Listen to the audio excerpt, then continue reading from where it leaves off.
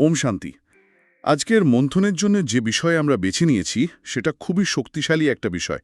এটা ২৫শে জানুয়ারি ২০২৬ তারিখের একটি আধ্যাত্মিক আলোচনা, মানে যাকে মুরুলি বলা হয়। আর এর মূল ভাবনাটাই হলো জ্ঞানকে কিভাবে শুধু মাথায় না রেখে নিজেদের অভিজ্ঞতায় পরিণত করা যায়। একদম। শিরোনামটাই দেখুন না কি বলছে। এই বছর ৪ সাবজেক্টেই অনুভবের অথরিটি হও। লক্ষ্য আর লক্ষণকে সমান বানাও। হুম, অনুভবের অথরিটি মানে শুধু জানা বা বলা নয়। ঠিক, নিজের অভিজ্ঞতাকে নিজের অধিকারে নিয়ে আসা, যা আমাদের লক্ষ্য, আমাদের আচরণও যেন ঠিক তাই ফুটে ওঠে। চলুন তাহলে এই বিষয়টাকেই আজ আমরা গভীরভাবে বোঝার চেষ্টা করি। মুরুলিটি শুরুই হচ্ছে সন্তুষ্টি বা কন্টেন্টমেন্টের ধারণা দিয়ে। হ্যাঁ, বলা হচ্ছে একজন সন্তুষ্ট আত্মা নাকি ঈশ্বর, পরিবার এবং নিজেরও প্রিয় হয়। এটা তো আমরা সাধারণভাবে জানি যে হাসি খুশি মানুষকে সবাই পছন্দ করে, কিন্তু এখানে মনে হচ্ছে এর চেয়েও গভীর কোনো অর্থের দিকে ইঙ্গিত করা হচ্ছে। হ্যাঁ, এখানে সন্তুষ্টিকে একটা সাধারণ অনুভূতি হিসেবে না দেখে, মানে একটা সক্রিয় শক্তি হিসেবে দেখানো হয়েছে। সক্রিয় শক্তি। হ্যাঁ, বলা হচ্ছে সন্তুষ্টি অন্য সব শক্তিকে নিজের দিকে আকর্ষণ করে, অনেকটা চুম্বকের মতো।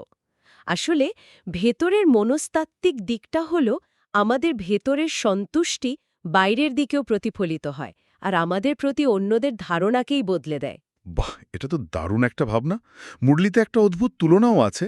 বলা হচ্ছে যে একজন সন্তুষ্ট আত্মার কাছে নাকি বড় কোনো সমস্যাও একটা কার্টুন শোর মতো মনে হয়। ঠিক। এর মানে কি এই যে তারা সমস্যাকে গুরুত্ব দেয় না বা এড়িয়ে চলে? না না, বিষয়টা এড়িয়ে চলা বা গুরুত্ব না দেওয়া নয়, বরং দৃষ্টিভঙ্গির পরিবর্তন। ভাবুন, যখন আমরা কোনো সিনেমা দেখি, আমরা জানি যে এটা একটা গল্প। তাই পর্দার ঘটনা দেখে আমরা হয়তো দুঃখ পাই বা আনন্দ পাই, কিন্তু মানসিকভাবে তো ভেঙে পড়ি না। আচ্ছা। সন্তুষ্ট আত্মার স্থিতিটাও ঠিক তেমনই। সে জীবনের ঘটনাগুলোকে একটা খেলা বা ড্রামা হিসেবে দেখতে পায়। তাই পরিস্থিতির দ্বারা নিয়ন্ত্রিত না হয়ে সে তার ভেতরের স্থিরতা বজায় রাখতে পারে। সে জানে যে এই দৃশ্যও একসময় শেষ হবে। তার মানে এটা এক ধরনের মানসিক স্থিতিশীলতা, যা পরিস্থিতিকে তার আসল রূপে দেখতে সাহায্য করে। কিন্তু এই সন্তুষ্টি আসবে কোথা থেকে? মুরলি অনুযায়ী এর উৎস কি? মুরলিতে এর জন্য সর্বপ্রাপ্তি শব্দটি ব্যবহার করা হয়েছে। সর্বপ্রাপ্তি? অর্থাৎ যখন একজন আত্মার এমন অনুভূতি হয় যে সে পরমাত্মা বা মূল উৎস থেকে সব কিছু পেয়ে গেছে, তখন আর কোনো অপূর্ণতার অনুভূতি থাকে না। আর যখনই কোনো কিছুর অভাববোধ থাকে না, তখনই মন সন্তুষ্ট হয়। হুম। আর এর লক্ষণগুলো তো খুব স্পষ্ট। সবসময় একটা হালকা ভাব, মুখে মিষ্টি হাসি, আর যে কোনো পরিস্থিতিতে অবিচল থাকা। একদম। আচ্ছা, তাহলে সন্তুষ্টি হলো ভিত্তি, কিন্তু এরপরে মুরলিতে একটা খুব মজার প্রশ্ন তোলা হয়েছে। হ্যাঁ। বলা হচ্ছে প্রতিদিন ভোরে, যাকে অমৃতবেলা বলা হয়, সেই সময়ে পরমাত্মা বা বাবার থেকে সবাই সমানভাবে বরদান বা আশীর্বাদ পায়, যেমন খুশি থাকো বা সম্পন্নতায় ভরপুর থাকো। হুম। কিন্তু তারপরেও ফলাফলে এত পার্থক্য কেন হয়? কেন কেউ অনেক এগিয়ে যায় আর কেউ পিছিয়ে পড়ে? এটা তো একটা বড়সড় ধাঁধা। এটাই এই আলোচনার একটা খুব গুরুত্বপূর্ণ মোড়। দাতা একজন, দানও একই, কিন্তু কিন্তু পার্থক্যটা হয়ে যায় ধারণ করায়, প্রয়োগে। একদম। মুরলিতে একটা অসাধারণ উদাহরণ দেওয়া হয়েছে। বলা হচ্ছে বরদানগুলো একটা বীজের মতো।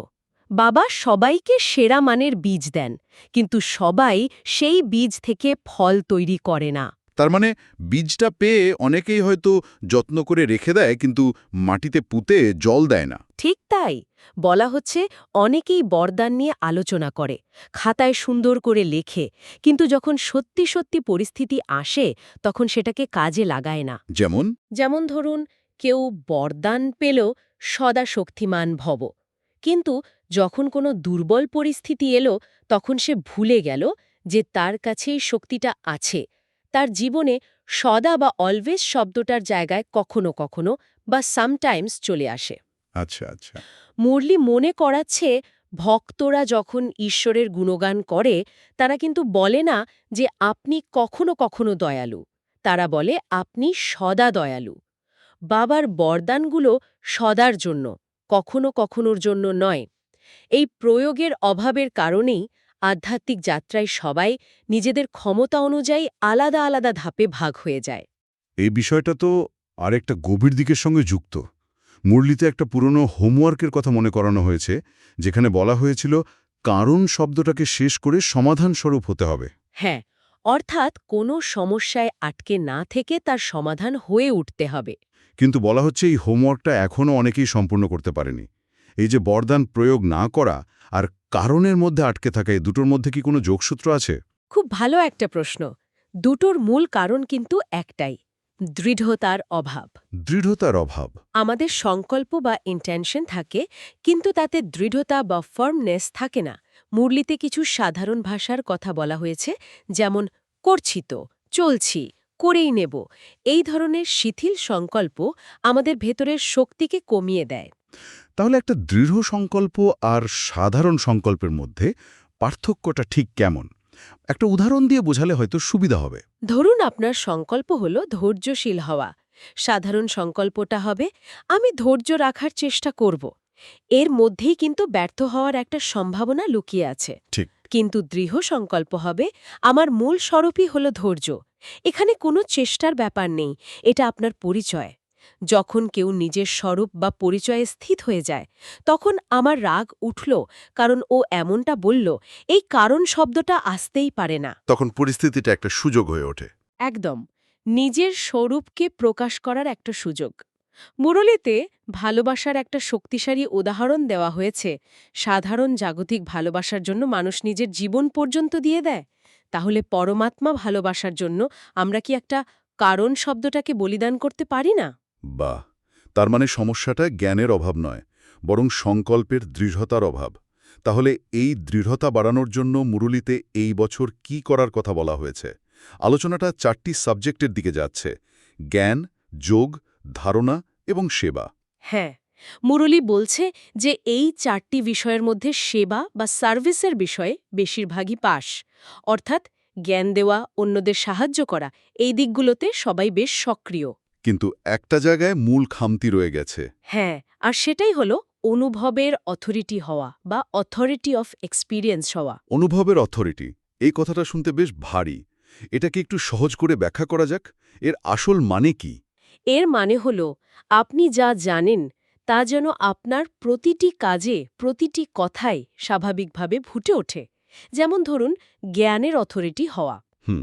এর মানে শুধু জ্ঞান জানা বা অন্যদের বোঝানো নয়, বরং আপনার প্রতিটি কাজেই যেন জ্ঞানের লাইট আর মাইট, অর্থাৎ আলো এবং শক্তি স্বাভাবিকভাবে প্রকাশ পায়। আপনাকে ভেবেচিন্তে জ্ঞান প্রয়োগ করতে হবে না, জ্ঞানই আপনাকে দিয়ে সঠিক কর্ম করাবে।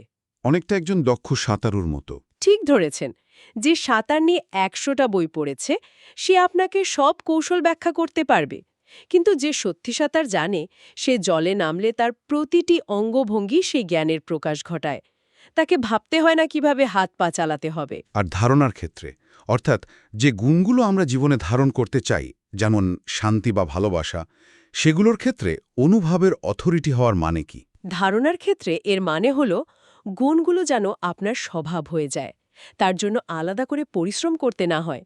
যেমন শান্ত থাকা যা আপনার একটা প্রচেষ্টা নয়, বরং শান্তি আপনার স্বাভাবিক স্থিতি। যে কোনো পরিস্থিতিতে। যে কোনো পরিস্থিতিতে আপনি আপনা থেকেই শান্ত থাকবেন।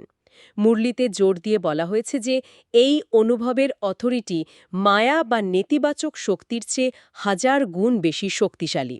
যখন কেউ এই অনুভবের সিকে সেট হয়ে যায়, তখন শ্রেষ্ঠ কর্ম এবং সফলতা তার কাছে খুব স্বাভাবিক হয়ে যায়। তাকে সফল হওয়ার জন্য চেষ্টা করতে হয় না, সফলতা তার পেছনে আসে। একদম। আলোচনার এই পর্যায়ে এসে মুরলিতে সময়ের ব্যাপারে একটা জরুরি ইশারা দেওয়া হয়েছে। বলা হয়েছে এটা নাকি আকস্মিকতার সিজন বা সিজন অফ সাডেননেস। এই কথাটা বেশ রহস্যময় এবং কিছুটা উদ্বেগজনকও বটে। এর অর্থ কি এবং আমাদের জন্য এর বার্তাটাই বা কি? এর অর্থ হল, আমরা এমন একটা সময়ে প্রবেশ করছি যেখানে হঠাৎ করে ঘটে যাওয়া ঘটনার সংখ্যা বাড়বে।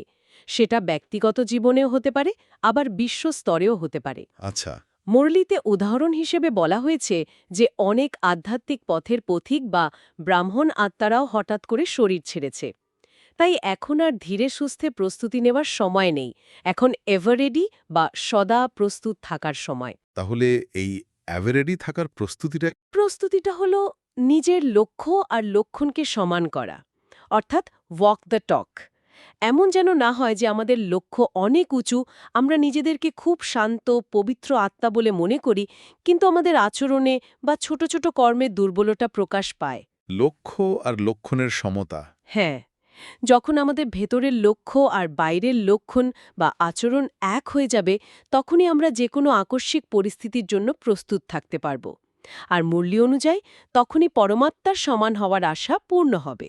তাহলে আজকের পুরো আলোচনার সারমর্ম যদি আমরা এক জায়গায় আনি, তাহলে বিষয়টা দাঁড়াচ্ছে যে এই বছর শুধু জ্ঞান অর্জন বা সেবা করাই যথেষ্ট নয়।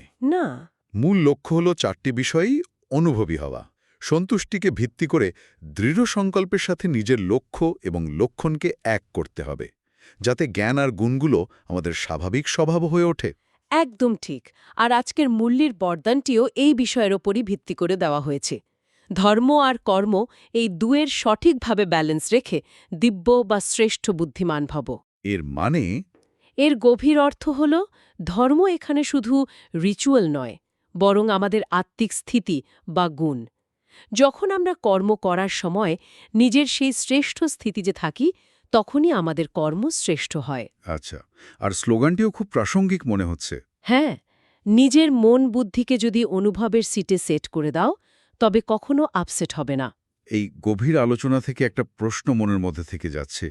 মুরলিতে বলা হয়েছে 1 সেকেন্ডে নিজের শ্রেষ্ঠ সম্মানে বা সেলফ রেসপেক্টে স্থির হতে।